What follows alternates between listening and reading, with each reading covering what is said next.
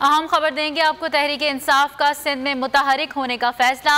वज़ीर आज़म इमरान खान से तहरीक इंसाफ सिंध की क़यादत की मुलाकात हुई है। इस मुलाकात का अहवाल बताएंगे नुमाइंदा बोल न्यूज़ शहबाज अहमद। शहबाज, बताइएगा क्या फैसले किए गए हैं?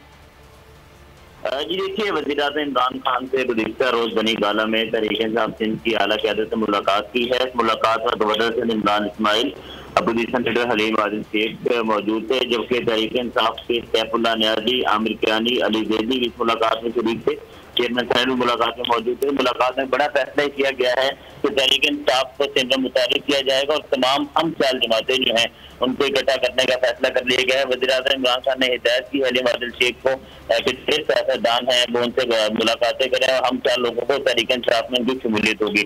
साथ ही ये भी इमरान खान ईद उल अज़हा के बाद सिंध का दौरा करेंगे। सिंध और कराची समेत वो पूरे सूबे में जो है बड़े जलसे करेंगे और तहरीक इंसाफ की 2023 के इलेक्शन से पहले सिंध में अभी ऐसे कारकुनान से जो है मुलाकातें करेंगे और उनको मुतारिक किया जाएगा, उनको टास्क दिया जाएगा। जबकि जो इसके अलावा जो दरगाहों में सूफिया उलमा का नाम उनसे मुशावरत का जो है फैसला किया गया है। हलीम आदिल शेख को टास्क सौंपा गया। बहुत शुक्रिया शहबाज अहमद तफसीलात से आगाह करने के लिए।